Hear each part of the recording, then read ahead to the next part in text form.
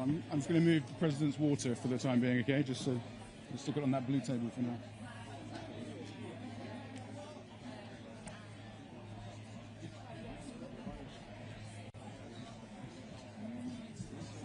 So table in the middle? Yeah, so let's get rid of this first. Yeah.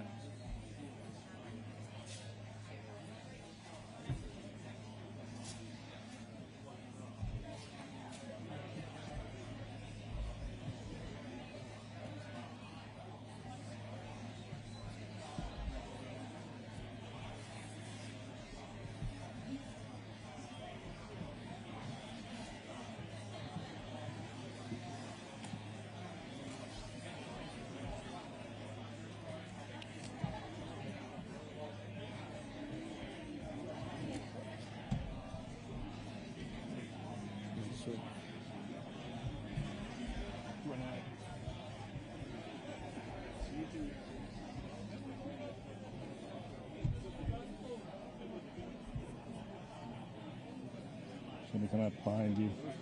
And then we should take these inside of the press conference. Yeah, we just need to get the cables out quick.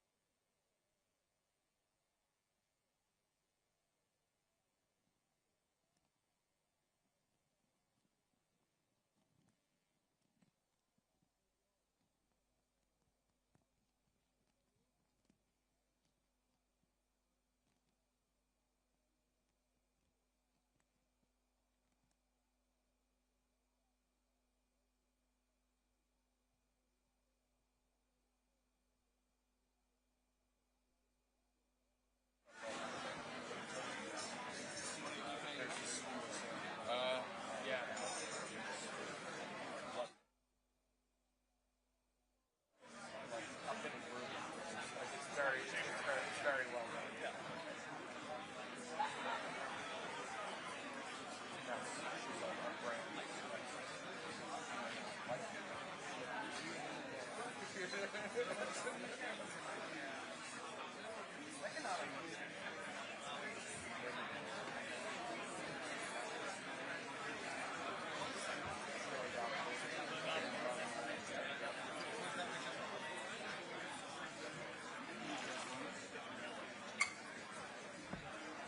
What chairs are we using?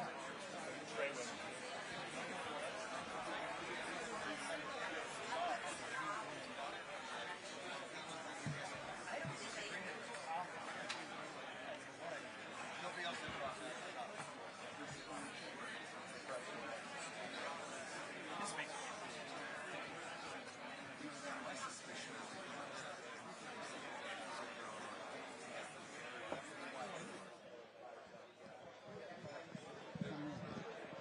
Black gap on the table for the cables.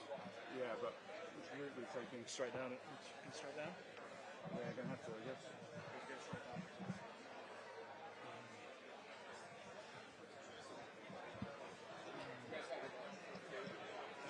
Yeah, we'll do that now. Yeah.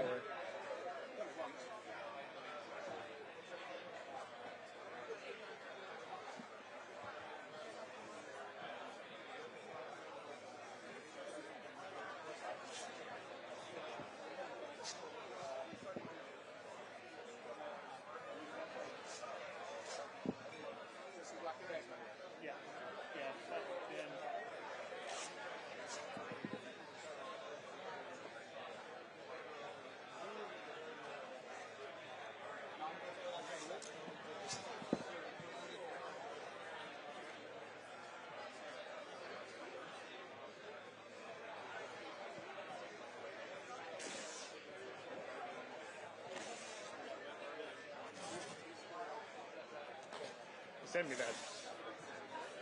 Will you? Thank you.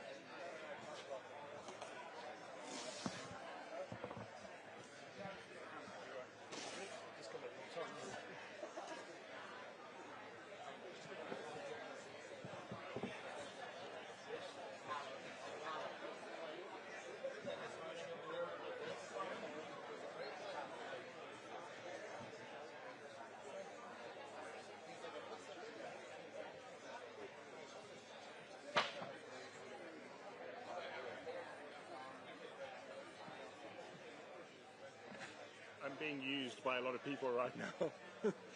No, they've told me to stay. They're moving the chairs. Are they doing a camera check? Yeah, they just want to see how the spacing of the chairs. Gotcha. Sorry. Do you want me to sit with you? Maybe, yeah. Yeah, actually, it might be useful just to Okay. get two.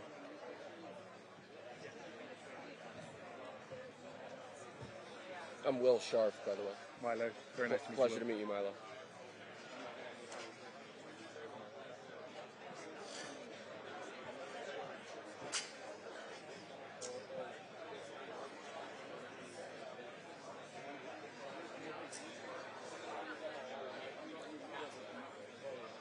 Our pens are a bit different. Bigger and better. The president's quite fond of his Sharpies. Gentlemen, we're just going to pull your chairs back ever Okay. so slightly, so I'll try not to come back to there. Thank you.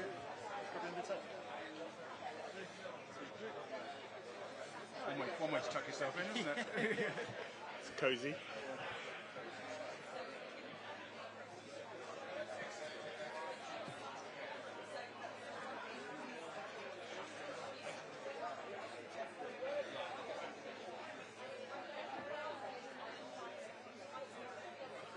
Are you with number 10 or? With the production company that Oh, supports great. number 10. Okay. Yeah. Have you been to Checkers before? I hadn't until a few weeks ago, and now I feel like I live here. It's beautiful. I mean, it's a beautiful property. It's gorgeous, isn't it? Yeah. I don't think you can complain for a weekend house. It's in the country. Well, and the story of it's quite beautiful. It was, the Viscount gifted it to, who had no heirs, gifted it to the government because, previously prime ministers had sort of been upper crust types and with the democracy. It's just a very nice idea that the prime minister should have a country estate. And gifted as well. Right, Yeah. right.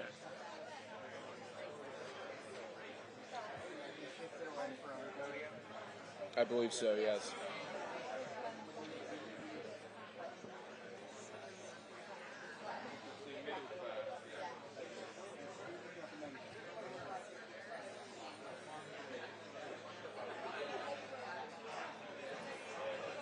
Oh, it's all changed.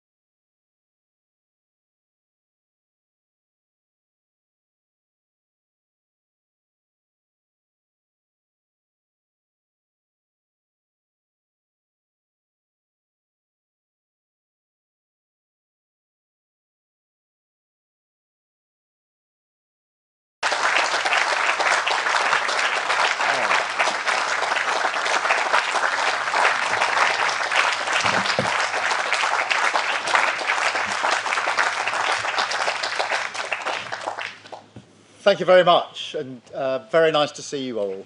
And Mr. President, let me welcome you again for this unprecedented second state visit.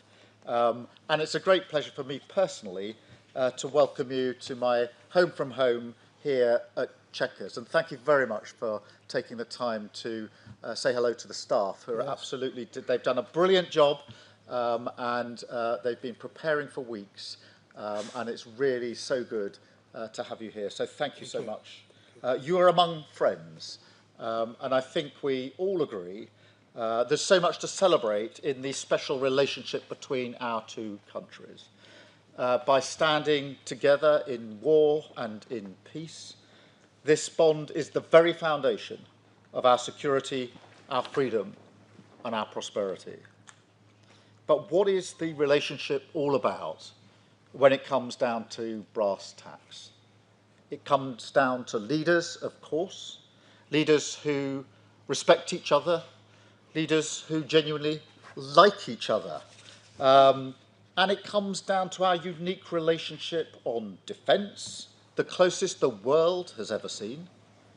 It comes down to the connections between our people, ties of family and friendship. The President himself is a shining example of that.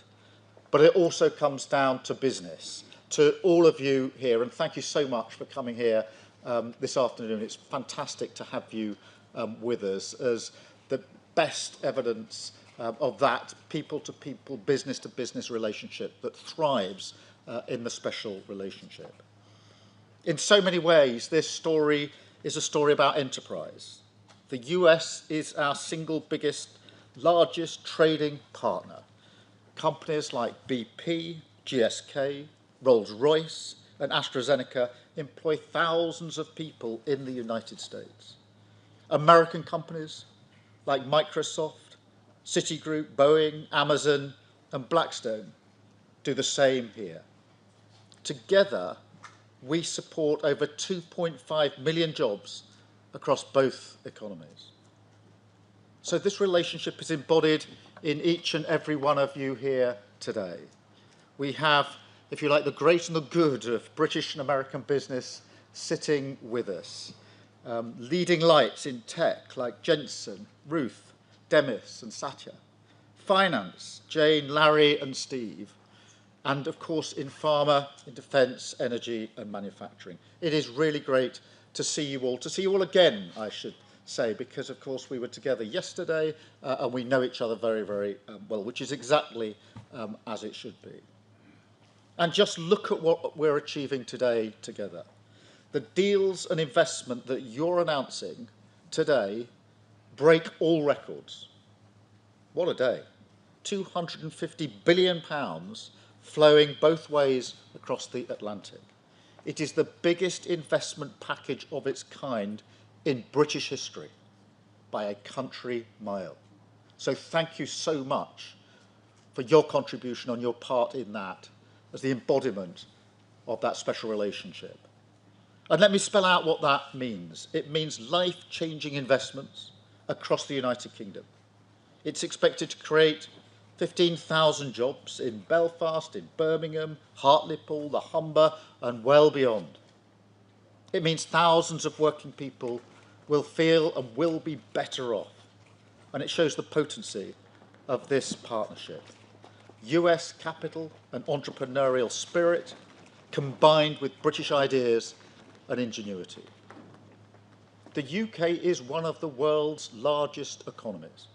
Maybe not quite on the scale of the United States, I concede, but my word, we punch above our weight.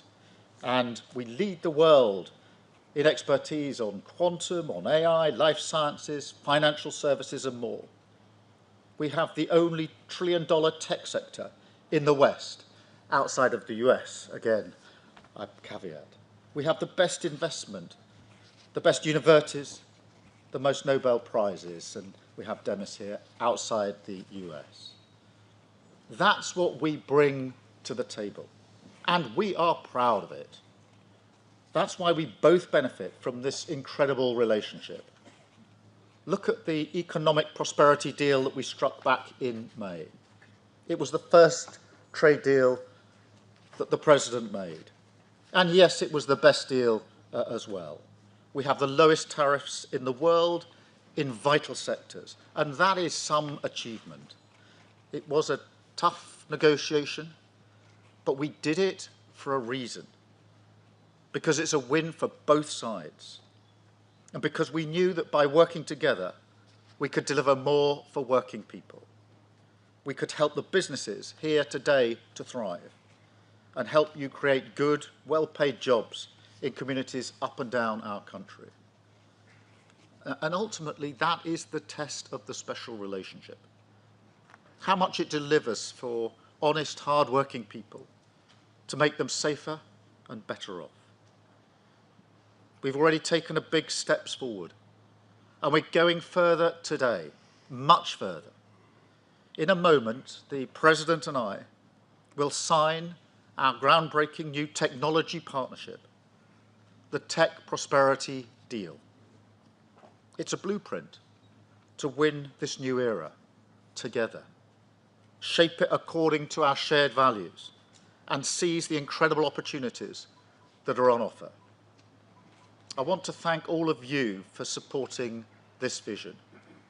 We have huge new investments from NVIDIA, Nscale, OpenAI, Google, Salesforce, and many more, backing cutting-edge British jobs for years to come. And of course, tech needs energy. So to fuel this revolution, we've struck a new deal on civil nuclear power. We discussed this, Mr. President, last time we were together, and the opportunities we had. Generating energy for millions of homes and businesses, driving down bills on both sides of the Atlantic, and driving up energy security. So I want to thank everybody here for supporting this too, with brilliant job-creating investments from Momentum and others, including building up to 12 advanced nuclear reactors in the northeast. So this is a great day for the special relationship, a celebration of what has gone before, of course, but more than that, a moment to deliver investments, jobs, and deals which will improve people's lives now and light up the special relationship for years to come. So thank you all. And now it is my pleasure to hand the floor to my friend, our friend, President Trump. Thank you very much. Thank you. And great job.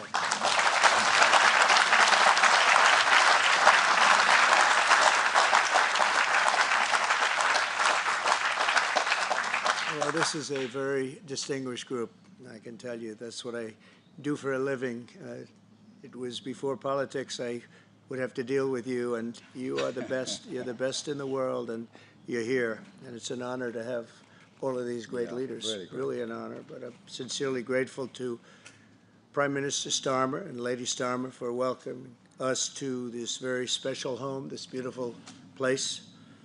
And I was here a number of years ago, but somehow today it looks even better, even more beautiful, and even more historic. Melania and I are forever thankful to His Majesty King Charles III and Her Majesty Queen Camilla. We had a fantastic evening last night. But the exquisite honor of a second official state visit, the first ever, it's the first time it's ever been done, was, really was an honor. Such great history, and to think it's a first. It's always nice to have a first. But the ties between our countries are priceless, and it's really an inheritance. It's a beautiful inheritance. Today we're making those ties closer than ever before. We've done some things that financially are great for both countries, and we work together, and it keeps us together, and I think it's an unbreakable bond we have, regardless of what we're doing today. I think it's unbreakable. But this is very big, and I want to thank all of the incredibly talented business leaders, the best in the world, biggest in the world, here this afternoon for investing in the Anglo-American alliance, and you personify an important part of the unique national bond and really a world bond. What you've done is incredible.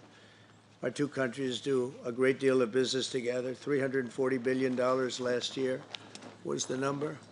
In May, the United Kingdom became the first country to make a trade deal with the United States during my second term, and we sort of wanted to make it the first because the bond is so strong and the relationship so long. That agreement will create billions of dollars in opportunities for American farmers to sell their products into the UK, reduce barriers to trade, and give the U.S. manufacturers better access to the UK's world-class aerospace supply chain, which is really is world-class. A lot of people don't understand it, the importance of that particular asset that you have. It's a beautiful job you've done. There's no more natural partnership in the world. Together, we're building up the industrial capacity of both of our countries, which is crucial to our defense. And we work so well together in defense. I met so many of the leaders of your defending group, and many of them I've known by name, but now I know them pretty well. We had some very good meetings today and yesterday. So we're taking the next logical step with a historic agreement on science and technology partnerships, and this will create new government, academic, and private sector cooperation in areas such as AI, which is taking over the world. I mean, I'm looking at you guys. You're taking over the world, Jensen. I don't know what you're doing here. I hope you're right. All I can say is we both hope you're right. But it's pretty amazing. Quantum computing, fusion, 6G, and civil nuclear energy, and align our nations through the approach of centered deregulation and innovation. And we're going to have a lot of deregulation and a tremendous amount of innovation. It's just happening. But this new accord is already helping spur a massive wave of private sector deals worth over $350 billion alone, headlined by a $136 billion from Blackstone. That's very nice. Steve, thank you. That's why you have that location, I think. It's considered the best seat of the year. Yours is pretty good, too, Jensen. That's good. That's great, Steve. You know what you're doing better than anybody. American company X Energy and British company Centrica has been announcing, and really for a long while they've been talking about this deal, the deployment of modular nuclear reactors across the UK, all across the UK. It's been in the wind for a couple of years, and now we're getting it done, generating more than $50 billion in economic value, creating up to 2,500 jobs, and powering 1.5 million homes. That's a lot of homes. 7 decades after British genius Alan Turing pioneered the field, this agreement will also help America and our British allies dominate the future of artificial intelligence. You need the energy. You have to have the energy. That's one thing I learned very quickly. They need a lot of electricity. In the United States, you need double what we have right now just to maintain that fight. We're right now, and I want to say, leading China and the world by a lot in AI, a lot. And we're creating tremendous amounts of energy and letting you create your own electricity in many, many cases. And we're giving you very rapid approvals. We're getting them approvals like they've never seen before. They used to wait 15 and 20 years to be rejected.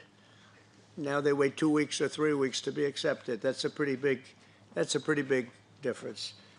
And at the same time, we always have the environment in mind, but we move them along. But we're committed to ensuring that you have secure and reliable sources of American AI and quantum technology. We intend to always be the UK's strongest, closest, and most trusted business partner. Very important to us. The relationship is very important. 1 year ago, our country was in serious trouble. The King of Saudi Arabia, great gentleman, you all know him. He said, "Sir, your country was dead 1 year ago, and now you have the hottest country anywhere in the world," and it's true. We'll have more than $17 trillion invested in our country this year, 17 trillion, which is many, many times what we had last year, and we're only in our just about almost 9th month. It's moving along quickly. It's amazing. I was saying we're in our 3rd month, our 4th month, our 5th month, but we're at, it's going to be over $17 trillion. No country has ever had anything like that, even close. GDP last quarter was 3.3%. Despite all of the things we're doing, one of the things we're doing, which I'm very proud of, is the border. We now have a totally closed border, totally secure for 3 months. 0 people came into our country, bad people. And they come in, but they have to come in legally. We have a great process going. And inflation is virtually non-existent. As you know, we're taking in trillions of dollars from tariffs, and they've been so incredible for our country, so incredible. We're keeping our companies happy. We're keeping them solid and sane, and they're very, very thrilled at what's happened. They can't even, actually, they can't even believe it. And we've never seen investment like this. Without the tariffs, we would have just a fraction of that. And we're really the only one that can do tariffs. Nobody else is able to do them. With us, it works because people have to be there. But we've slashed 30-year-old regulations. And as you know, in my first term, we had a very successful first term. We had the greatest economy in the history of our country. And we had the biggest regulation cut in the history of our country. And now we're doing it again. We're slashing them at a level that is even beyond what we did in the first term. The first term, we did more regulation cutting by 4 times at any other time that any other country has done or that we've done. And we think we're going to exceed that this time. And we'll have regulation, but it'll be sane regulation. It'll be regulation that allows you to compete and do your thing, or regulations that you're able to get around and do things and you no longer have that regulation. But we slashed regulations at a level that's never been done before, and we're doing it at the same level right now. I recently signed the largest tax cuts in our country's history, and the bill includes a 100% expensing for investments in equipment and factories. Nobody's ever seen anything like that, and it lasts for a 10-year period, so it's going to be there for a while. But the countries and companies are coming into our country for the expensing aspect of the bill. It was in the, I call it the big, beautiful bill, the great, big, beautiful bill. We got so much, the largest bill ever passed in the history of our country. In fact, so big that we really don't have to pass too much anymore. We can just do this for 4 years, implement. You know, I like to implement because the bills are wonderful, but you have to implement. But the expensing is going to be the reason, I think, that bigger than anything else, when you have 1 year expensing, you can write everything off for the first year, including structure. So you didn't even have that in the first bill. I think it was the biggest factor in the first bill why it led to such growth, and this is actually a better form of expensing, and it's actually more significant. So today America is strong. Our economy is, I think, potentially the strongest it's ever been. We'll see very soon those big places that are being built all over the country. Car companies are moving in. AI is moving in. Everybody's coming in. They all want to be here. The drug companies are coming back. They all want to be there. They sort of have to be there, but they want to be there. But with this agreement, our cherished friendship with the United Kingdom is getting stronger and stronger. And again, I want to thank the Prime Minister. He worked very hard on this and getting this deal done. This is long in the making. They've been talking about it for a long time, and we got it done. And it's a real honor to be with you, and thank you very much. Thank you.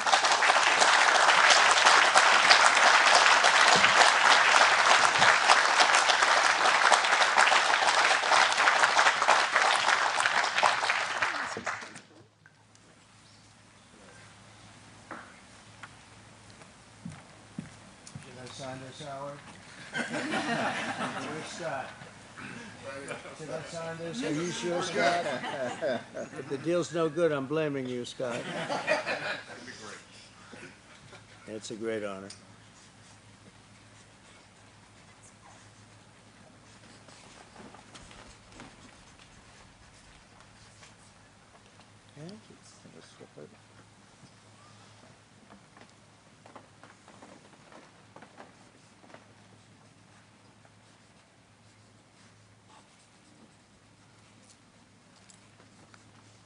Okay, hold that up. Yeah.